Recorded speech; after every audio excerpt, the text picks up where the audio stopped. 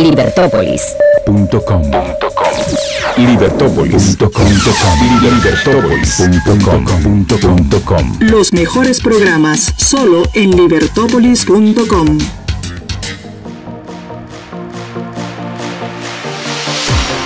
Bienvenidos a Viernes de Gloria. A veces estamos tan metidos en nuestros propios problemas en Guatemala que no tenemos un tiempo para voltear a ver qué le está pasando a nuestros vecinos. Y muchas veces, al poder ver lo que está pasando en otros países que son cercanos a nosotros, podemos aprender varias lecciones. El famoso dicho de que quien no conoce su historia está condenado a repetirla, también lo podemos utilizar para decir que mientras más historias conozcamos de diferentes países, de culturas semejantes a las nuestras, pero también culturas que son diferentes a las nuestras, menos errores vamos a cometer, más sabios vamos a ser. Y además, también de la historia de otros países podemos adquirir lecciones aprendidas, cosas que otros países han hecho con ejemplaridad, que han hecho exitosamente y que también nos pueden servir a los guatemaltecos para resolver alguno de los tantos problemas que tenemos. Por eso creo que siempre es importante tomarse un tiempo para conversar con personas que visitan nuestro país y que pueden venirnos a contar acerca de qué está pasando en el suyo. Tal es el caso de Guillermo Peña. Él es economista, es politólogo, es el director ejecutivo de la Fundación Eleutera, que es un tanque de pensamiento en Honduras que se ha dedicado a dar a conocer las ideas de la libertad. Guillermo, muchísimas gracias por estar con nosotros aquí en Libertópolis Radio y podernos compartir un poquito de qué está ocurriendo en Honduras. Como yo te comentaba, aquí en Guate, pues lo último que sonó así durísimo fue el tema del golpe de Estado. Y después hay como un silencio mediático, ¿verdad? Ya nadie habla mucho del tema, se sabe que hubo este golpe y de la nada empiezan a surgir noticias donde nos hablan del descontento con el nuevo presidente, pero ustedes ya también están de cara a próximas elecciones. ¿Qué ha pasado en medio de todo esto? Bueno, Gloria, un gusto estar aquí con ustedes hoy. Creo que el ejercicio es correcto porque en la región están pasando varios ejercicios políticos que son de mucho aprender uno con el otro y de mucho... hay muchas similitudes en las que lo vemos pasando en cualquier momento, cosas iguales a las que han pasado, sea en El Salvador, sea en Guatemala o a veces en Panamá. Creo que son las que son más relacionadas a lo que está pasando con Honduras.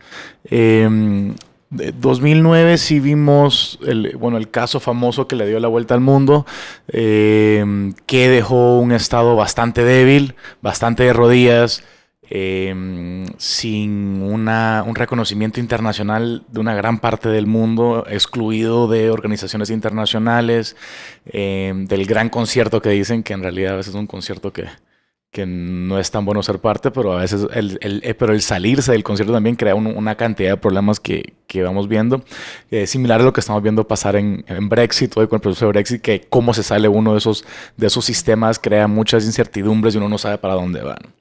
Entonces, en corto viene Honduras 2009, 2010 sale la elección en el día que tenía que hacerse la elección, a pesar del problema político que hubo, de esa incertidumbre de 7 meses que no se sabía qué iba a pasar.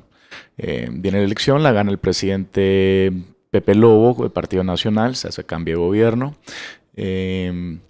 pero queda con esa debilidad fuertísima que la que te mencionaba, y eso abrió la puerta, por un lado, para unas reformas que fueron bastante buenas, porque era, al tener un gobierno estar tan débil, toma decisiones que no tomaría cuando está fuerte. Por ejemplo, se abrió el proceso de la ley de las asociaciones públicos-privadas que tardó un par de años en establecerse, pero ya después, para el final de ese gobierno, empezó ya se traspasa Puerto Cortés a un operador privado con un contrato de 30 años, y lo que estamos viendo ya hoy del proceso de eso es, estamos en una expansión de $700 millones. El muelle de Graneles ya ha cuadruplicado su cantidad de entrada y salida de producto tanto minerales como de comestibles o fertilizantes. Y ahora la semana pasada se firma ya con una empresa para empezar el dragado de 46 hectáreas para ampliar el parque de contenedores, lo cual ya con esa ampliación deja a Puerto Cortés como el puerto principal de nuevo de Centroamérica y uno de los principales en el Caribe. Felicidades. Entonces, ese proceso fue por un traspaso a privados. Y pues siempre Puerto Cortés fue la joya de la corona, la que nadie soltaba, la de donde pasaban las compras a sobreprecios, donde se hacía el enchambado político, donde uno quería ser parte porque si era un burócrata, uno quería ser parte porque había mucha plata, se movía mucha influencia, ¿no? Entonces eso se rompió y fue uno de los efectos que vino de ese proceso del 2009. Igual se han concesionado ya las 3 principales carreteras del país, igual a contratos de 30 años o 25 años, dependiendo del contrato. Y estamos viendo también un nuevo aeropuerto que se está haciendo con una concesión nueva también, otra asociación público-privada. Se traspasó la Lotería Nacional a privados también. ¿Qué más? Entonces vino un proceso así de una, digamos que el gobierno se echó para atrás de funciones que estaba haciendo que probablemente no tenía que haber estado haciendo y las estaba haciendo bastante mal. Claro. Entonces eso fue el efecto de a hoy tirándonos en el tema de asociaciones públicos privados. Igual se pasó la ley de las zonas de empleo y desarrollo económico, que son esas zonas económicas especiales que únicamente pasaron por la desesperación de que no viene empleo, no viene inversión, estamos de rodillas, sabemos que hemos fallado, sabemos que nuestro Estado de Derecho es absolutamente débil y estamos dispuestos a amarrarnos las manos. Y pasó esa ley, en algunos lugares la han conocido como Free Cities, pero en realidad es un mecanismo de crear, digamos, una nueva modalidad de zonas francas o zonas libres para donde se amplía no solamente el tema de impuestos, sino el tema de competencia legal, administrativa y otras funciones más que creo que vienen para adelante. Entonces, en ese periodo, a pesar que ese gobierno, puedo decir que creo que fue uno de los gobiernos menos efectivos que hemos tenido, puede ser en parte por la herencia de tener ese 2009 montado atrás y les tocó muchísimo tiempo pasar, digamos, los primeros 2 años de ese gobierno, fue tratar de que lo reconocieran los gobiernos. Claro.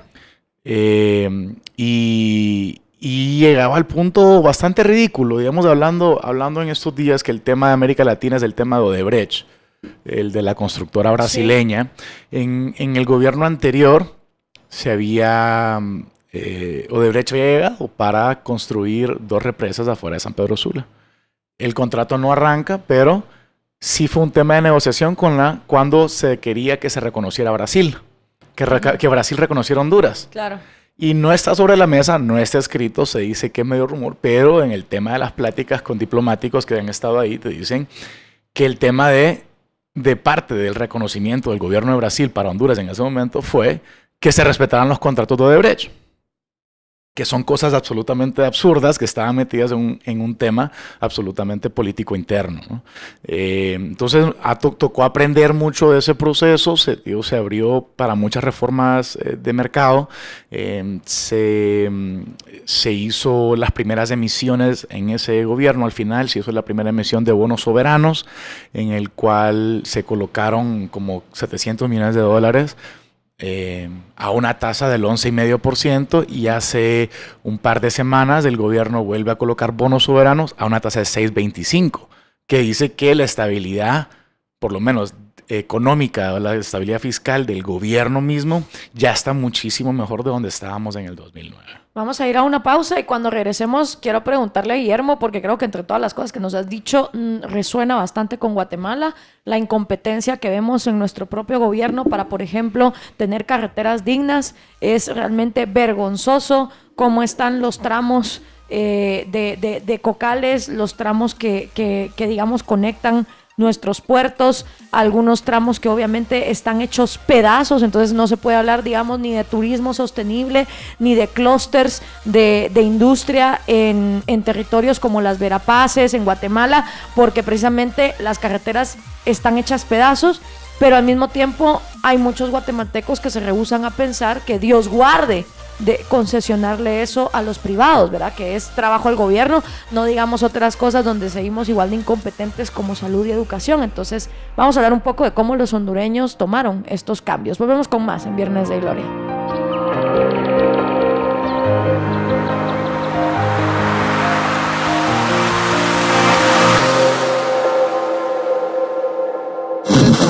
La radio es el medio más eficiente para posicionar tu marca en la mente del consumidor.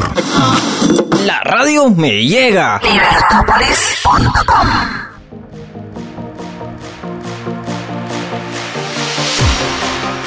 Continuamos con más en Viernes de Gloria. Hoy estamos hablando de nuestro país hermano Honduras, a ver qué podemos aprender, qué lecciones nos puede dejar todo el proceso político que ellos han tenido. Guillermo, mientras nos comentabas en el bloque anterior cuáles fueron algunos de los cambios, muchas concesiones público-privadas, también la lucha que tuvo Honduras para que simplemente este gobierno fuera reconocido.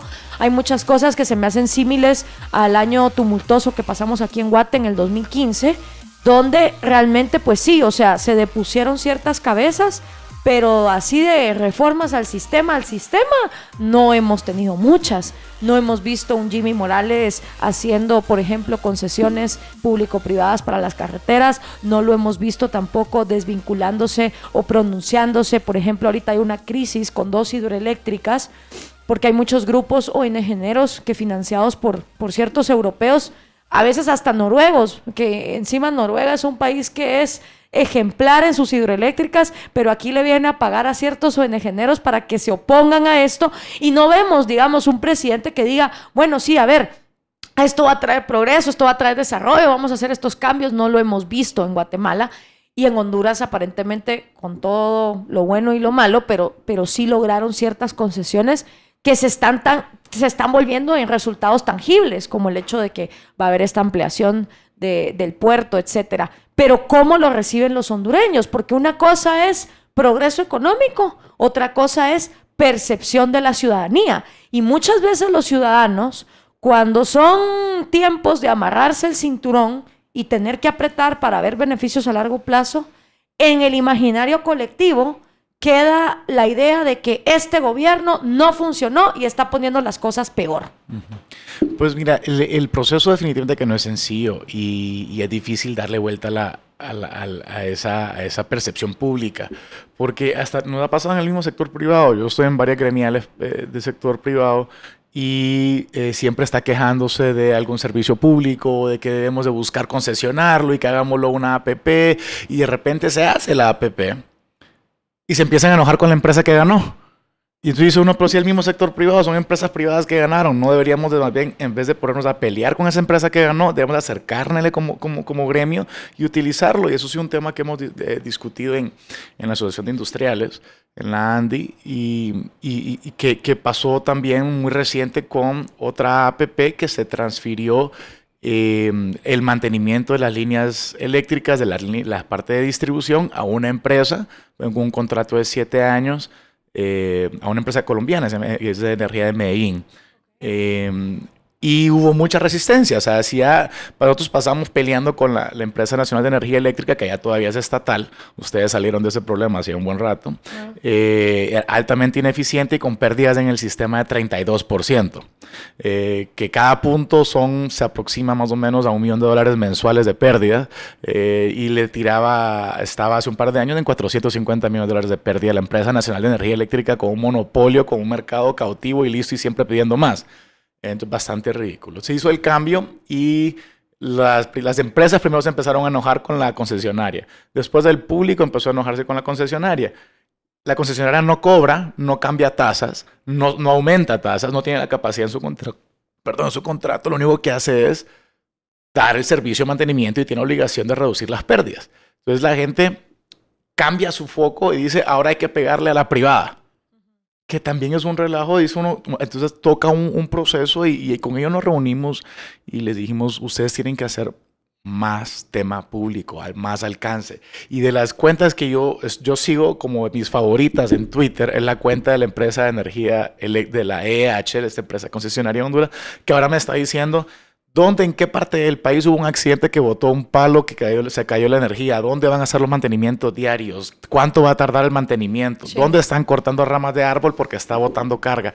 Y eso ya empieza a crear un ciclo de cambio. Ahí yo voy a hacer un paréntesis y una alarma a las empresas guatemaltecas, si hay directivos que me están escuchando, porque yo esto lo he visto en varios sectores, en el del azúcar, en el de la energía eléctrica, en el de los bancos, que a la hora de que toca confrontar e ir a contar las buenas noticias de lo que hacen, prefieren no decirlo.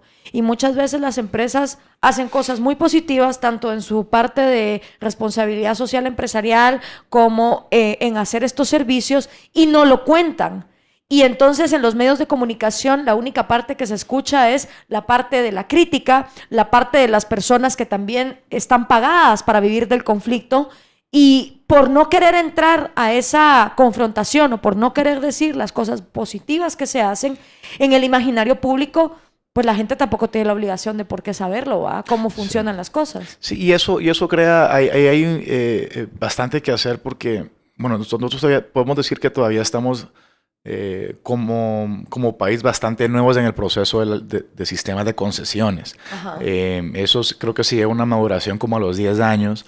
Y aquí yo estaba hablando de cómo han sido los cambios, no de cómo están estructurados los contratos, ni si hay algo bueno o malo adentro de los contratos. Claro. Eso es un tema totalmente aparte, ¿no? Lo que estamos viendo aquí nosotros es cómo en el día a día me afecta a mí ese cambio de operación ahora. Y en las carreteras, principalmente ahora, digamos, la de San Pedro a Tegucigalpa, que la concesión tiene ahora 3 peajes y nos cuesta aproximadamente $2.50 cruzarla. Antes no pagábamos. Hay mucha gente que se molesta porque ahora tenemos que pagar. Es natural. Pero ahora no hay baches, la carretera se está ampliando, se trabaja mucho de noche para no molestar el tráfico. ¿Cuánto te hacías antes versus ahora en tiempo? Pues mira, desde que se hizo la concesión está más o menos estable el tiempo porque hay proceso de ampliación de la carretera, pero estamos haciendo 3 horas es un tiempo bastante normal, 2 horas 45 en un muy buen día o en un buen día, pero al final de la expansión de la carretera había digamos un 30% que estaba de 3 carriles y un 15% que estaba todavía de 2 carriles, va a quedar todo de 4 y al terminar eso debería estar abajo de 2 horas y media el trayecto, además de una reducción fuerte en cantidad de accidentes. Y con la concesión se puso líneas de teléfono por toda la carretera en tema de emergencia y ambulancias para accidentes. Se hizo señalización y sí ha reducido fuertemente la cantidad de accidentes que hay. Claro, siempre hay gente que está muy molesta porque ahora le toca pagar el peaje y hay discusiones pero si yo vivo justo afuera de la ciudad, ¿por qué tengo que pagar el peaje? Y ahora todos los días me va a tocar pagar ese peaje que es un impuesto que no tenía antes. Entonces toca negociar con municipalidades o con los residentes para ver cómo solucionar. Otro donde hubo problema fue en el puerto. Cuando se hace el cambio, en el puerto hay un concesionario y está la aduana nacional. Son 2 temas separados, 2 instituciones separadas que están en el mismo lugar. Empezó a haber una alza en gastos extras que le pasaba por el atraso de contenedores y mucho se le echaba la culpa a la concesionaria. La concesionaria también estaba en un proceso que estaba con el sindicato, el proceso de cambio de personal, de cultura interna de la empresa. Y todo eso, algo de expansión, reordenamiento, entonces sí habían atrasos, pero por otro lado, la aduana nacional empezó a básicamente a ahorcar a todos los importadores y se aumentó tal vez al doble, llegando casi a un 80 o 90% en la revisión de contenedores, lo cual estaba creando un atraso de casi hasta 2 semanas en contenedores cuando debería poder salir libre bastante rápido. Ese atraso, el que te cobra el uso de parque para tu contenedor es la concesionaria, no aduanas. Pero ¿quién está creando el embudo? Aduanas. Claro, pero la culpa se la lleva la concesionaria. La culpa se la lleva a la concesionaria porque es el que pasa la factura. Pasaría exactamente lo mismo aquí en Guatemala. O sea, el gran caso de corrupción por el que Valdetti está en Santa Teresa y Otto Pérez Molina también preso y en proceso, digamos, de un juicio, es las aduanas, es el caso de la línea. Y en el momento en que se cortó, digamos, esa estructura corrupta desde arriba, se diluyó, como pasa cuando, por ejemplo, matan al jefe de un cártel de narco. No es que desaparece la línea de distribución de la droga, sino que entran nuevos jugadores. Entonces, ahorita en Guatemala las aduanas son un desastre. Y si tuviéramos una concesionaria, olvídate, la culpa no sería de la aduana, no sería del gobierno, sino de la concesionaria. Pasaría lo mismo. Pero pues fíjate que eso así pasó y estuvo como un año y medio. El tema sigue echando bastante la culpa a la concesionaria. Yo tengo una imagen bastante buena de la administración de ellos. Creo que siempre van a poder mejorar en el contrato. Es un contrato largo y tomaron mucho riesgo en meterse en un país de riesgo como era Honduras. Claro. Pero lo que pasó ahora reciente, en diciembre, fue que se hizo una intervención de la aduana misma porque era tanto el atraso de carga que había para diciembre, o sea, eso fue creo que en noviembre, que se metió una junta interventora y revisó todos los contenedores y dijo, todo lo que viene de un país que viene libre de impuesto, que tiene tratado libre de impuesto Honduras y que ya está limpio, que su documentación está acá, libérenlo. Y en cosa de 2 días liberan 1,500 contenedores que estaban atrapados ahí. Dices, suéltenlo. No tienen por qué tener esta cosa revisando. La aduana no es una caja chica del gobierno, no debe ser donde cobra. Lo que quiere es que se amplíe la cantidad del volumen de carga que pasa por el país, no castigar a la mayoría posible. ¿Quién dio esa orden? Fue el mismo gobierno. Fue el mismo gobierno que dijo intervengamos porque aquí hay un problema serio. Para que lo oigan, ¿verdad? Las autoridades de Guatemala y también los ciudadanos, ¿verdad? Porque no nos engañemos. Aquí cayó Pérez Molina y la Valdetti, pero la línea sigue existiendo y las aduanas siguen siendo un desastre. Tenemos que ir a una pausa y cuando regresemos seguimos platicando acerca de otros bastiones que tal vez en Honduras ha habido lecciones importantes que nos pueden servir a nosotros para también tomar acción con las nuestras. Volvemos con más en Libertópolis Radio.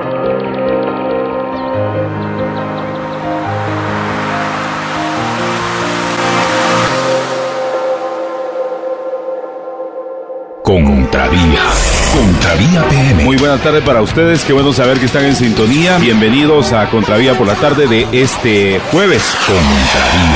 Contravía PM con Juan Francisco Rodríguez de 6 a 7 de la noche. Contravía PM por la 102.1 FM y libertópolis.com para el mundo.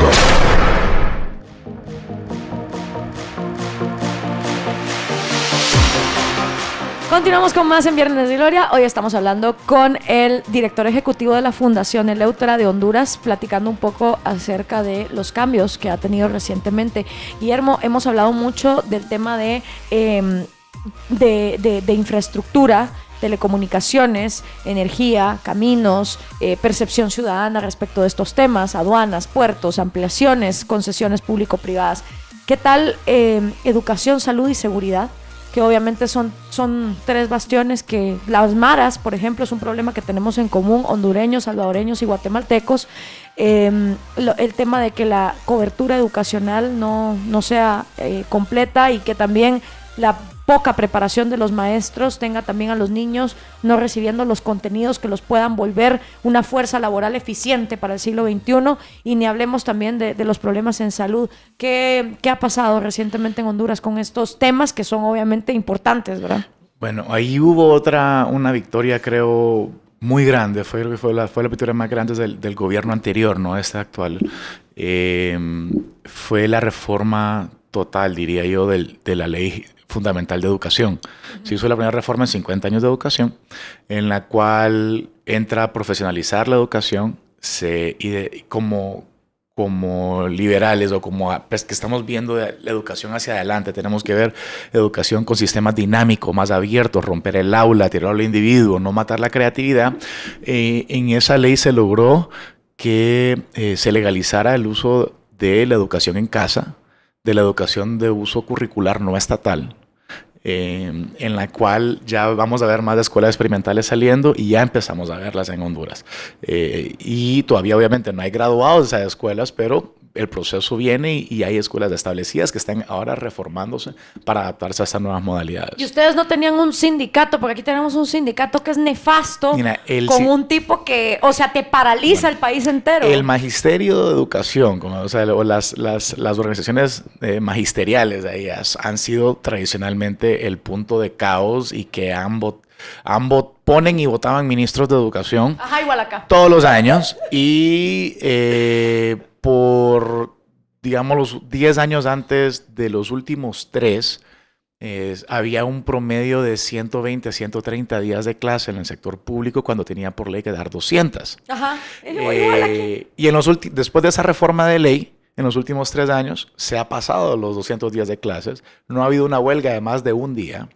Se limpió el sistema de pensión de los maestros porque se intervino y se encontró donde había mucha corrupción. ¿Y esa gente se fue presa? ¿Está en juicio? De todo, hay de todo ahí. A otros perdieron sus contratos, otros los regresaron a las escuelas porque tenían varios salarios. Se hizo un trabajo con el BID, si no estoy equivocado, de levantar un censo real de maestros. Porque en Honduras, hasta el 2012-13, la planilla de maestros podía variar 10,000 personas para arriba o para abajo de un mes a otro. Claro. 10,000 personas. Había gente muerta en las planillas, había gente con 2 o 3 trabajos imposibles de llegar porque estaban en esquinas opuestas del país.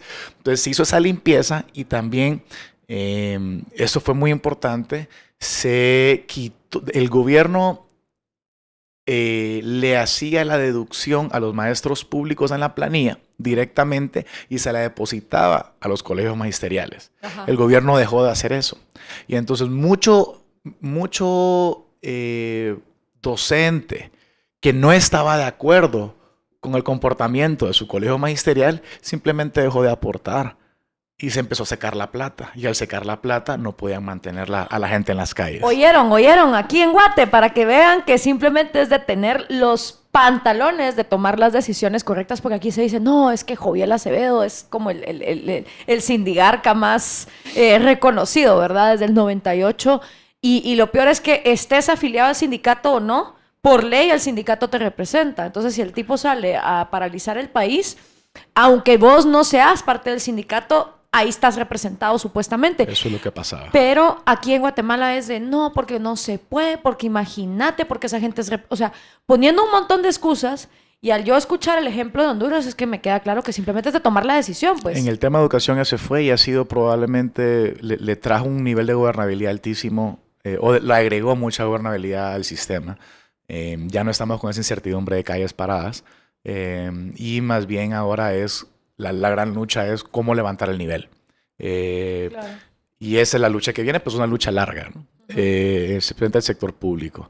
En el tema de salud, tuvimos un caso que le puso los ojos a Guatemala. Que al mismo tiempo que ustedes estaban en las calles acá el año pasado, o el 2015, perdón, nosotros estábamos lidiando con el caso de corrupción del Seguro Social en Honduras, que también mandó a la gente a las calles. Y se acuerdan, un par de meses después de ustedes, estaba la marcha de las antorchas que estaban pidiendo también un proceso de limpiar la impunidad y la corrupción adentro del sistema y de meter preso a los culpables en el tema del Seguro Social. En ese caso, hoy, hoy en las últimas 3 semanas también estamos viviendo procesos de todos los involucrados en el tema del Seguro Social que están, porque es un rosario de casos. A veces es, un día es por sobrevalorar boletos aéreos, otro día es por compras innecesarias, otro día es por contrataciones de gente innecesaria. Entonces están desfilando en tema judicial todos los involucrados, por lo menos hasta ahora. Creo que va a haber más gente. Pero es un proceso también que el público dijo nunca los van a meter presos y vamos, entonces tenemos que ver porque tiene que fortalecer el sistema y ahí hay un rol directo de lo que es de esa entidad que se creó, que no es, o sea, en una cierta variación fuerte de esa CICIG de Guatemala, que fue la MAXI, se llama, es la misión de apoyo para la impunidad y corrupción, que está apoyada por la Organización de Estados Americanos y ya tiene sus propios fiscales y están acompañando también todos los procesos de corrupción actual. Entonces estamos viendo ese proceso que también se pasa, y hay un poquito lo de educación que me preguntabas, un poquito de lo de salud, que hace falta mucho que hacer, que ahora también una de las cosas que se hizo es que las compras de medicamentos se hacen ahora bajo reglas de fideicomisos públicos y se espera o se ha visto por lo menos una reducción bastante fuerte en el famoso no hay medicamentos, que ha sido permanente también, y y ahí el que sufre es el usuario directamente. Y si en eso nos pasamos al tema de seguridad, ese ha sido el principal enfoque de este gobierno actual, el del presidente Hernández, que en el gobierno anterior se pasaron 22 reformas de seguridad y en este gobierno se han ejecutado. Entre ellas es la extraditación de narcos, que van, digamos, aproximadamente 20 extraditaciones por tema de narcotráfico. Todos están en Estados Unidos, todos están en juicio. ¿Y son narcos hondureños o también hay colombianos? Se han sacado un par de colombianos, pero en realidad todos los que han enviado son hondureños. Y vimos pues que le quitaron la cabeza a las 3, 4 cúpulas de narcotráfico del país que dominaban sectores fuertes. Ya toda esta gente está en Nueva York y están siendo judicializados allá. Esto vino a tener una relación bastante cercana entonces entre el gobierno de Estados Unidos y de Honduras con la estrategia de seguridad de ellos. Vimos también ahí el nacimiento de una segunda fuerza policial que sale del ejército para crearle competencia a la Policía Nacional mientras se hacía el proceso de depuración. Okay. El primer proceso de depuración fracasó, se arrancó un segundo. Se ha depurado cerca de 4,000 policías, han salido voluntariamente o por el sistema, y se ha incrementado bastante la graduación de nuevos policías, cambiándole la imagen, cambiándole el uniforme, cambiándole la forma de operar, el entrenamiento. ¿Se inspiraron en algún modelo? Porque creo que hizo Colombia con dignificar a su policía. Ahí Colombia ha tenido un rol directo en esto. También Chile dio bastante asesoría con esa segunda policía, que es una policía militar, que digamos cumple un rol bastante similar a los carabineros de Chile. Okay. Mientras la Policía Nacional se limpiaba, se le retiró de la función pública y se metió la Policía Militar a hacer retenes, a controlar áreas donde nadie entraba, o donde los mareros habían hecho que la gente huyera y se habían quedado con casas, o sea, casas abandonadas por todo el sector, ¿no?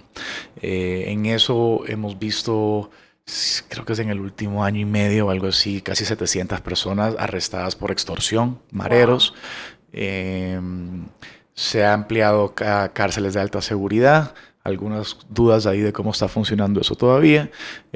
¿Hicieron alianzas público-privadas también para las cárceles? En eso se ha hablado mucho y después se sacó el tema y no te podría decir cuánto se ha hecho porque con todas estas cosas buenas y cambios y eso también ha habido un fuerte incremento de impuestos, incluyendo un impuesto que se llama la tasa de seguridad, que lo que recolecta tiene secreto público, entonces no sabemos cómo se están utilizando esos contratos.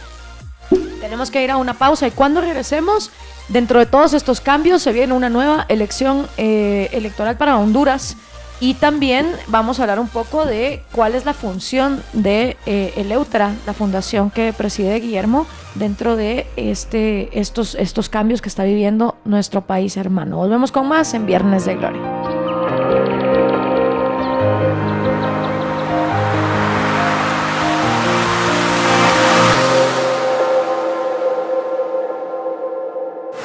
Libera tu voz.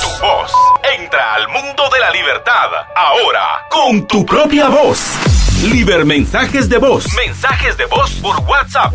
Una nueva forma de escucharte. Agréganos como tu contacto. 4585-4280. 4585-4280. Y envía un mensaje de voz directo a Cabina de Libertópolis. Mensajes de voz. El poder de tu voz. Continuamos con más en Viernes de Gloria. Ha sido un programa bastante aleccionador. Yo espero que si alguien de los que nos está escuchando tiene algún contacto directo, ya sea con autoridades que se encargan de los temas de infraestructura, caminos, educación, salud, seguridad, tomen nota, porque creo que muchas cosas que han hecho los hondureños pueden servirnos como ejemplo para también ponerlos en marcha aquí en Guatemala. Y ahora se viene un nuevo reto para Honduras, nuevas elecciones, y dentro de todos estos cambios, obviamente, el reto mayor es que se siga avanzando conforme las bases ya establecidas, ¿verdad? Con los ladrillos que ya se pusieron, seguir construyendo entonces sobre esos ladrillos en lugar de botar todos los cimientos como a veces pasa con estos gobiernos radicales y poder avanzar. Y dentro de ese contexto, Guillermo, ¿cuál es la función de tu fundación, de Eleutera? ¿Cómo ha sido Eleutera, cómo ha ido acompañando, digamos, todo este proceso y qué se viene para las próximas elecciones? La fundación ha tenido un rol bastante, vamos a decir que hemos tenido bastante suerte en el acceso que hemos tenido, que nos han escuchado con recomendaciones. Hemos tenido varios ganes, especialmente en recomendaciones que dimos para terminarla o para hacer permanente la modalidad de empleo por hora, que ese se rompió también en el gobierno de Lobos. Se empezó a implementar el empleo por hora. Los grupos sindicales, las confederaciones sindicales acusaron al gobierno de violentar acuerdos de la OIT en Ginebra. Todos los casos los perdieron, ganó el Estado de Honduras y se abrió la modalidad para el empleo por hora, que en San Pedro Sula, si no vamos directamente a la industria de call centers, ha creado como 7,000 empleos. Y todo empleo joven, que eso es una de las presiones más grandes que hay en el país, que la economía no puede absorber la cantidad de gente que entra al mercado laboral.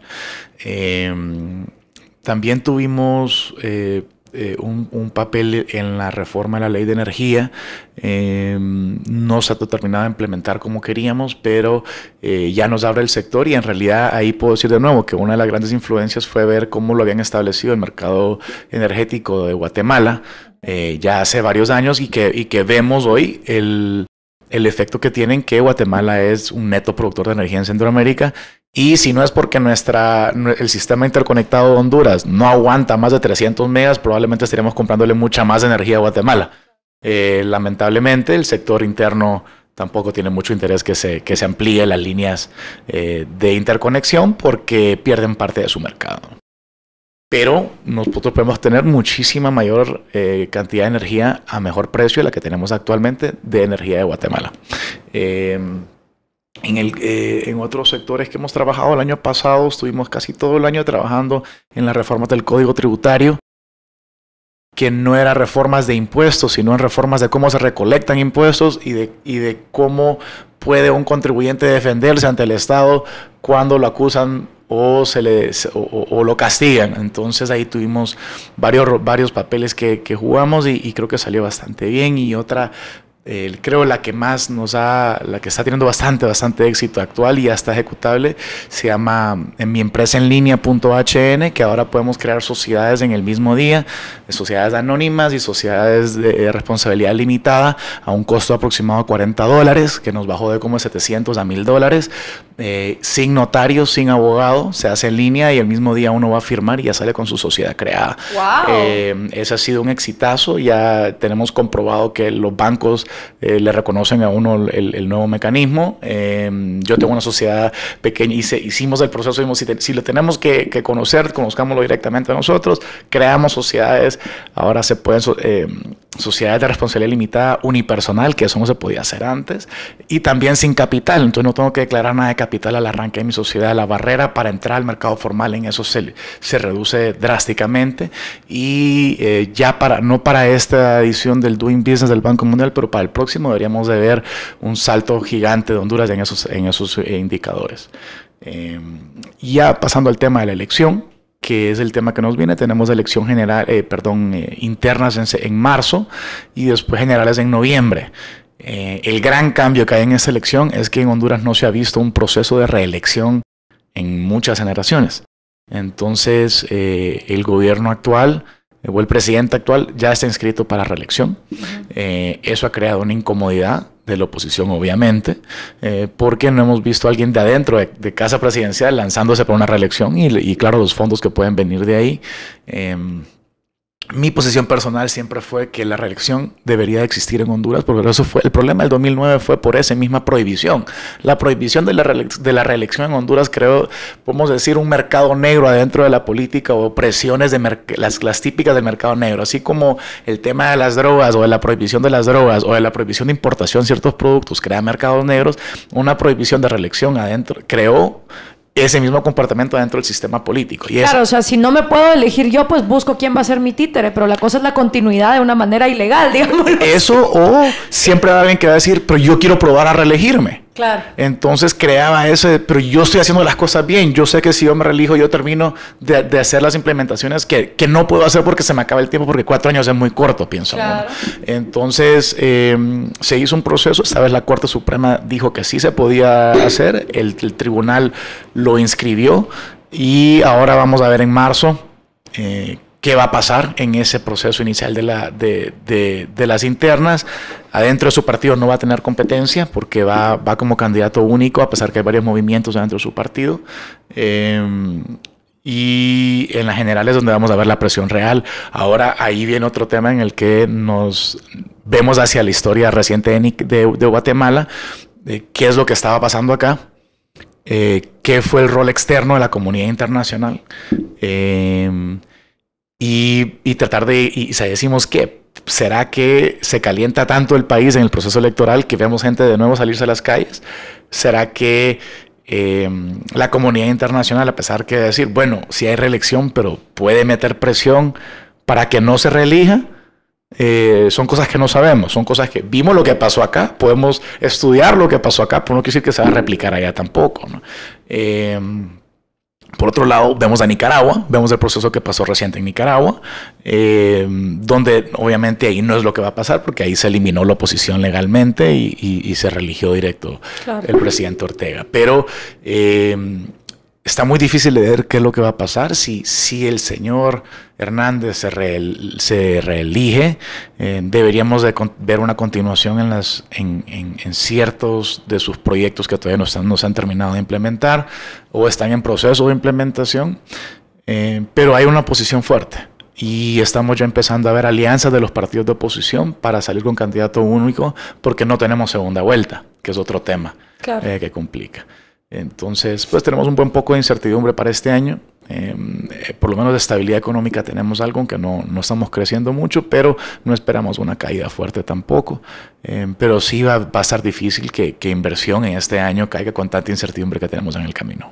Qué interesante, Guillermo, porque poniéndolo en paralelo con el Movimiento Cívico Nacional aquí en Guate, veo que Eleutera tiene un enfoque muy empresarial. Nosotros nos hemos dedicado mucho a la parte de renovación de la clase política, cobertura institucional, información ciudadana, pero veo que ustedes, y obviamente defendemos la libertad de mercado, pero no hemos sido, digamos, tan enfocados en los temas empresariales, como por ejemplo este portal que tú me comentas, y lo veo como algo muy interesante, que de hecho sería una buena plataforma para también agregarle al MCN, ¿va? Porque al fin y al cabo, qué mejor manera de dar a conocer las ideas de la libertad de un Estado de Derecho que por la parte empresarial, que la gente lo percibe en su bolsillo. Nos quedan unos últimos minutos, Guillermo, y pues agradecerte, ¿verdad?, que hayas estado acá. Creo que las lecciones son innumerables para Guatemala y me gustaría que en estos últimos minutos pues le dieras un mensaje también a nuestros amigos hondureños que a veces siempre están ahí pendientes a través de libertopolis.com de a qué es a lo que hay que prestarle atención en lo que se viene en tu país. Bueno, el proceso electoral va a ser importante, va a ser muy importante. Es muy diferente lo que estamos viendo, no lo hemos visto, entonces no tenemos una historia para compararlo. Pero yo les digo, o sea, en parte a ustedes lo que decías ahorita, que nosotros nos hemos metido a veces a temas aburridos, a los temas donde hay poca competencia, a los temas donde nadie quiere meterse porque no son sexy.